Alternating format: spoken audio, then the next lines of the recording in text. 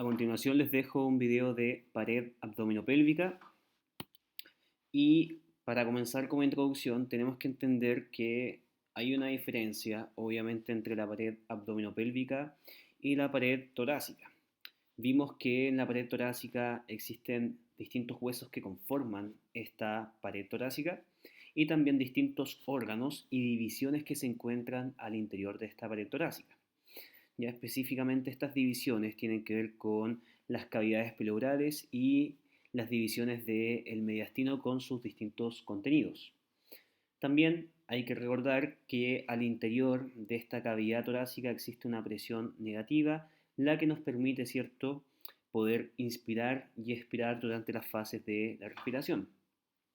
Mientras que en la pared abdominopélvica ya no tenemos estas paredes óseas rodeando esta cavidad, ya como lo era el esternón por anterior, como lo eran las costillas por adelante, a los lados y por posterior, y la columna torácica, sino que si se dan cuenta, ya esta pared o esta cavidad abdominopélvica va a tener una pared ósea posterior conformada por estas 5 vértebras lumbares y una pared ósea inferolateral dada principalmente por los huesos coxales. Bien, el resto de las paredes van a estar formadas y cerradas por musculatura, o sea, estamos hablando de paredes blandas. Vamos a encontrar distintos órganos abdominales, distintos órganos pélvicos, ya a diferencia de la pared torácica, y también vamos a encontrar que a diferencia de la pared torácica ya no existe una presión negativa, sino que existe una presión intraabdominal positiva, que ya veremos lo que es. Pero efectivamente lo importante es que quiero que entiendan que sus límites van a ser la costilla número 12, su columna lumbar formada por estas 5 vértebras lumbares desde la L1 a la L5 con su curvatura característica en el plano sagital, que es la lordosis lumbar, y también ambos huesos coxales, coxal del lado derecho, coxal del lado izquierdo, en conjunto con el sacro y coxis que lo vamos a ver más adelante. Fíjense que cuando hablamos de cavidad abdominopélvica hablamos de una sola cavidad porque no existe un límite óseo o un límite palpable que podamos decir esto es la cavidad abdominal y desde este punto óseo o desde este ligamento, ¿cierto? O desde esta estructura visible lo separamos de la pelvis. No, la verdad es que, bueno, acá tenemos un plano sagital donde tenemos que esto es anterior, esto es posterior, acá vemos la columna vertebral, acá vemos la pared anterior que es blanda, netamente cerrada por musculatura, la pared posterior ya por hueso, ¿cierto? Y fíjense que acá en esta cavidad tenemos arriba el diafragma y acá abajo lo que es el piso pélvico. O sea, fíjense que el eje posterior es óseo, mientras que su eje superior, anterior e inferior es netamente muscular, son paredes blandas, que nos sirven obviamente para adaptarse ante los movimientos respiratorios. Recuerden que durante la inspiración, este músculo que está separando la cavidad torácica de la cavidad abdominal, que es el diafragma, desciende. Y al descender, lo acompañan todos estos órganos que están abajo. Y estos órganos, para no comprimirse, ¿cierto?, se pueden expandir hacia sus diferentes paredes blandas, principalmente hacia adelante. ¿Ya? Mientras que acá del costado derecho vemos un corte transversal, siendo esto anterior, vemos las paredes blandas, específicamente el recto del abdomen de un y otro lado, cartílagos costales con sus costillas, bien, y atrás el eje óseo posterior formado por la columna lumbar. Lado derecho, porque vemos el órgano macizo más grande del cuerpo, que es el hígado. Lado izquierdo, porque vemos entre ellos el vaso, vemos el cuerpo y fondo del estómago, y vemos a ambos lados de la columna los riñones. Si hago una línea media, siempre la aorta va a estar desde la línea media levemente tirada hacia el lado izquierdo, mientras que la vena cava inferior va a estar tirada desde la línea media hacia el lado derecho. Entonces, como les dije, no existe un punto palpable o fijo que nos diga esto es abdomen y desde acá para abajo es pelvis, sino que es una línea imaginaria, ¿bien?, que nos va a dividir abdomen y pelvis. Todo esto es cavidad abdominopélvica. Pero si queremos hablar de cavidad abdominal versus cavidad pélvica, va a haber un punto o un plano imaginario llamado promontorio suprapúbico. ¿Por qué? Porque este plano imaginario, así como lo era el plano imaginario que pasaba por el ángulo del esternón, perdón, hasta T4, T5 y nos dividía el mediastino superior del inferior, bueno, acá también hay un plano imaginario que va desde el promontorio hasta la parte superior del pubis.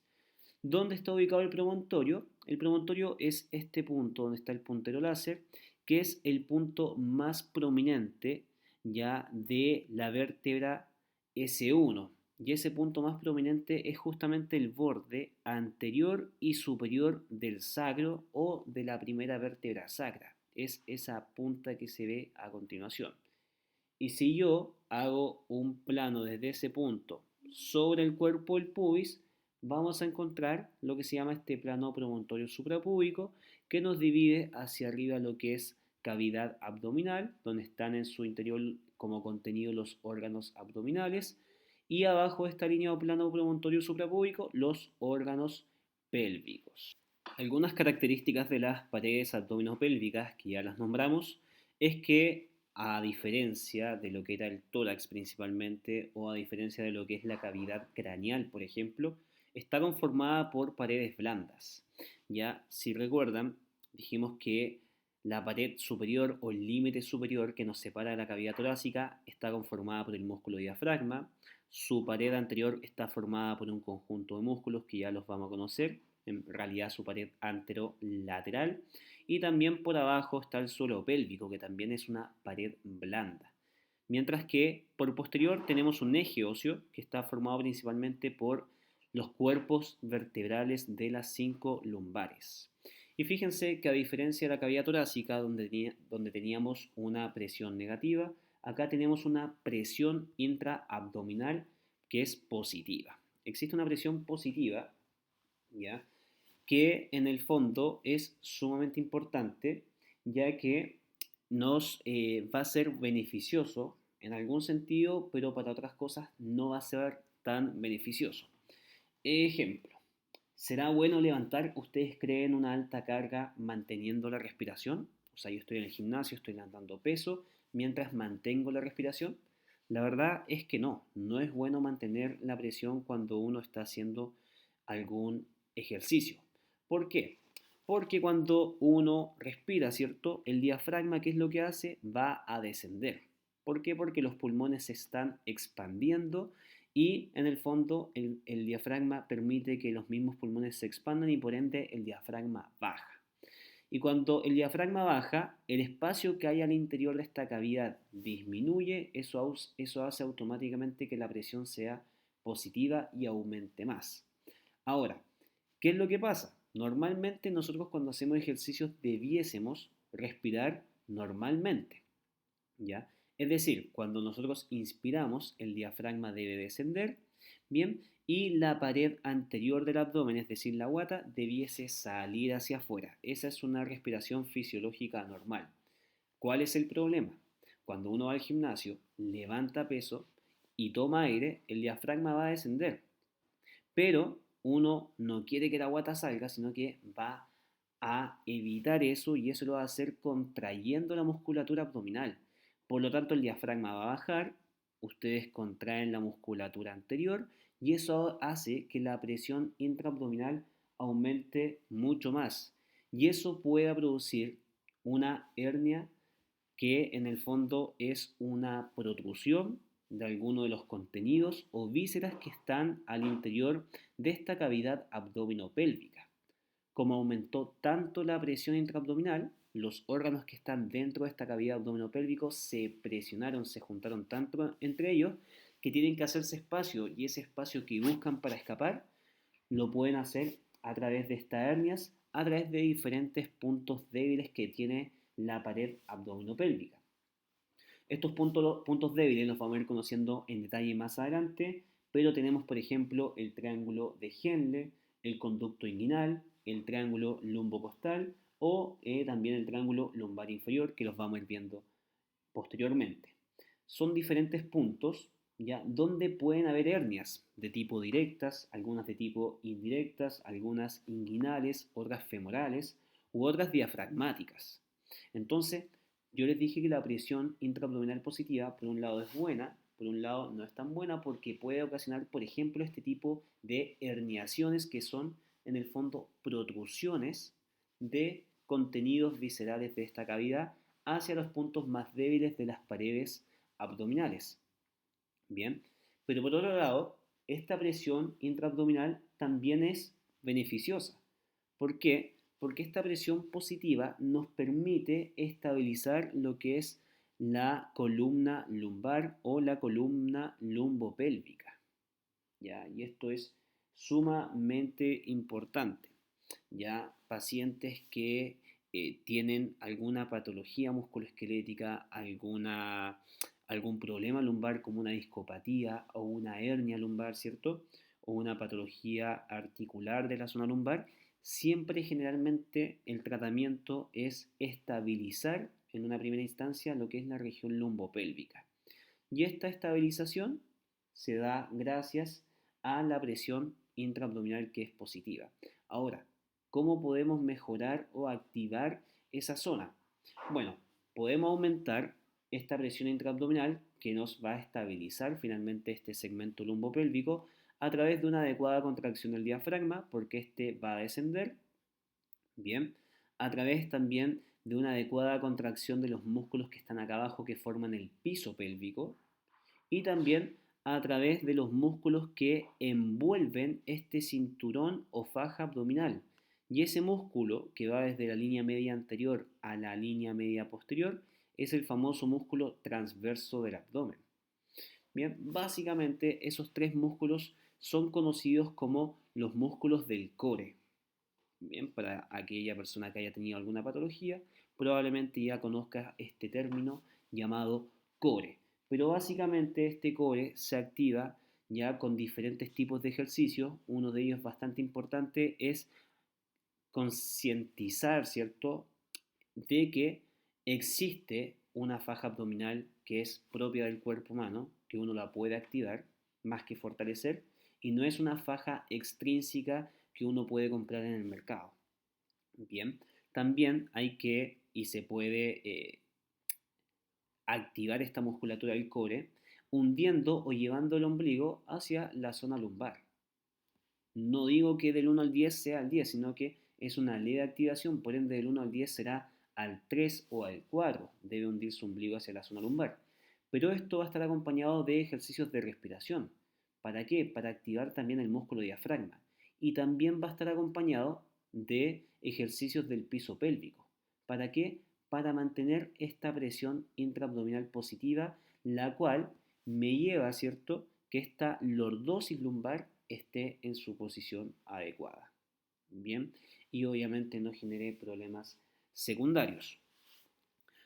Nuevamente dijimos, ¿cierto? Su porción abdominal cambia con movimiento respiratorio, es dinámico, así como se ve en la imagen. Cuando ustedes inspiran, los pulmones se expanden, el diafragma desciende y debiésemos inflar normalmente la guata hacia afuera gracias a la relajación de los músculos abdominales.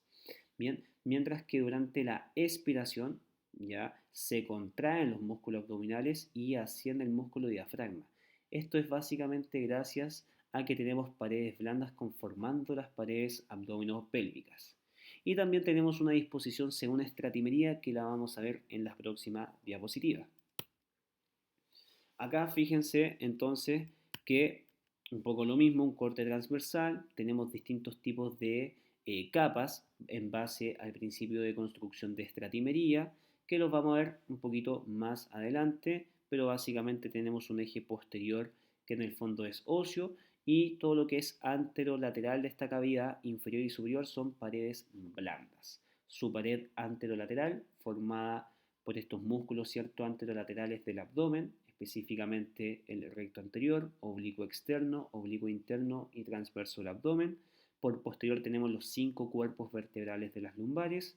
Por superior tenemos al músculo diafragma y por inferior vamos a tener, ¿cierto?, si hablamos de cavidad abdominopélvico, el piso pélvico. ¿Ya? Si hablamos de abdomen va a ser este plano promontorio suprapúbico que era imaginario.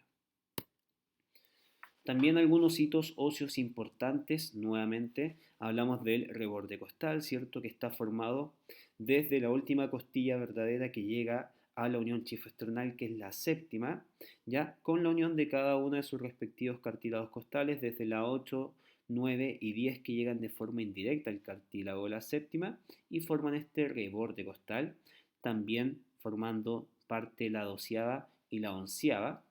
Tenemos lo que es la columna lumbar, específicamente lo que es el cuerpo de L1, L2, L3, L4, L5, con sus procesos transversos y respectivos discos intervertebrales. Y la pelvis ósea, que va a estar conformada principalmente por un hueso coxal, ahí estamos marcando del lado derecho, hueso coxal del lado izquierdo, más el sacro y más el coxis. Eso es lo que es pelvis ósea.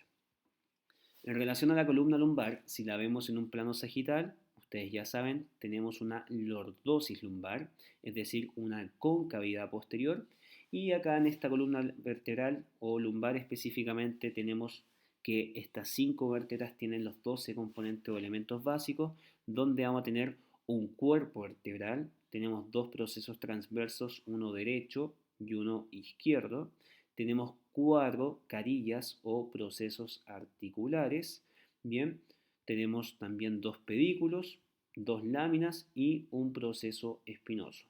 Si sumamos, tenemos 12 elementos básicos, bien, pero fíjense que el cuerpo, así como decíamos a nivel torácico que el cuerpo tenía forma de corazón, porque el corazón está dentro de la cavidad torácica, acá el cuerpo, teóricamente hablando, ¿cierto? De forma práctica no les recomiendo que se lo estudien así, pero teóricamente los autores señalan que la forma del cuerpo de las vértebras lumbares tiene forma de riñón.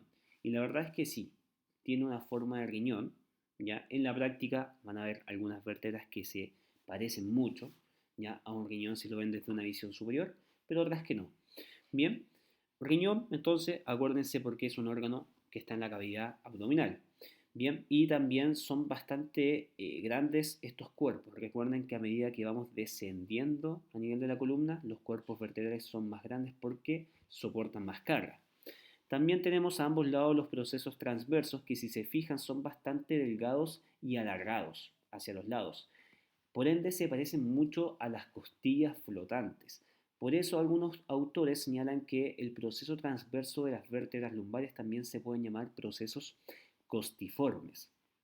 Bien, y fíjense que en la pared posterior de la base del proceso transverso vemos acá un proceso y ese proceso que se puede ver acá en esta imagen y también en pabellón lo van a ver, son los denominados procesos accesorios. Procesos accesorios donde se inserta musculatura profunda, ¿cierto? Y ligamentos de esta región.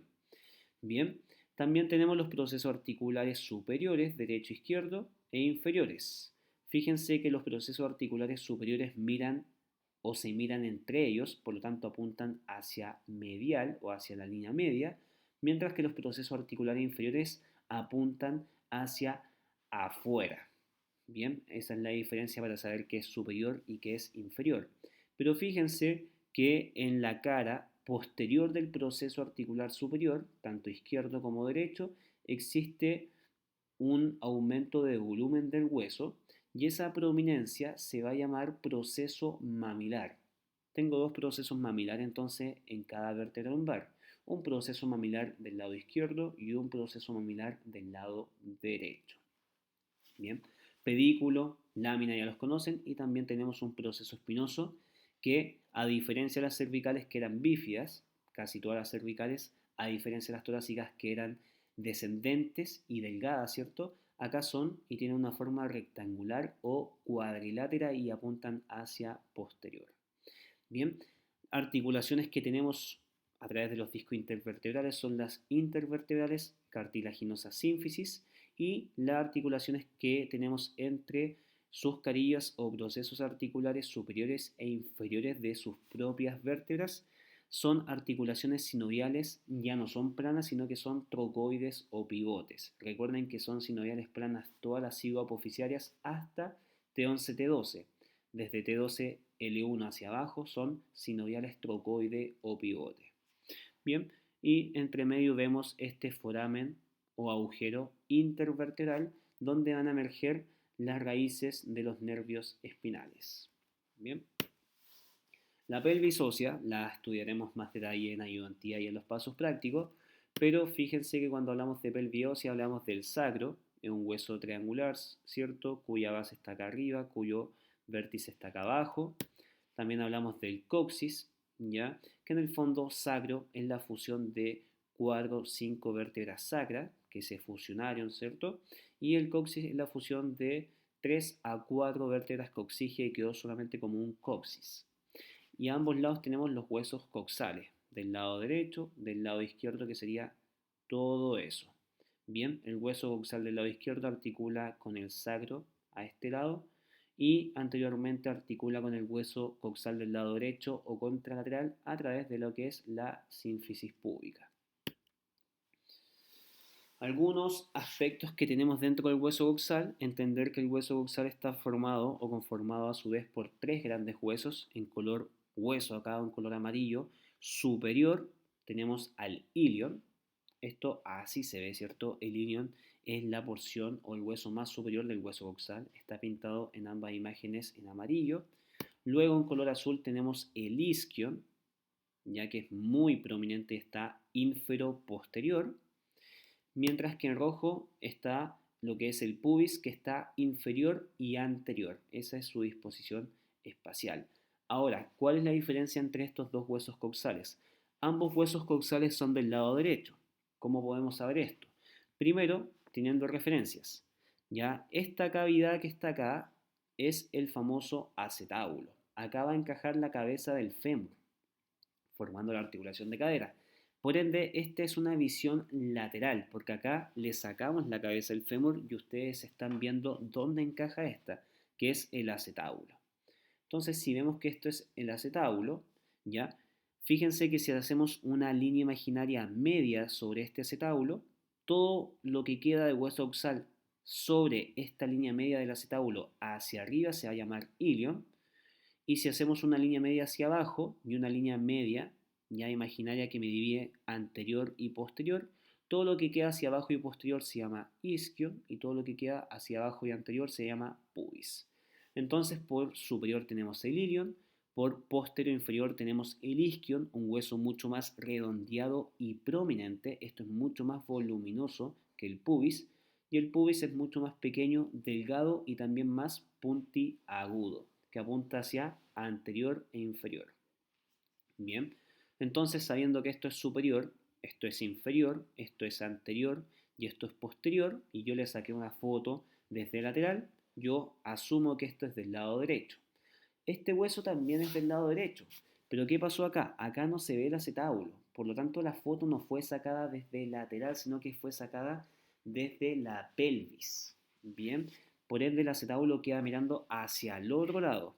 Y acá, en el fondo, tenemos lo que es el ilion por superior, más puntiagudo y más delgado el pubis hacia anterior, y más prominente y voluminoso el isquion por posterior. Si esto es posterior, si esto es anterior, si esto es superior y esto es inferior y yo no veo el acetábulo, este es el hueso coxal del lado derecho.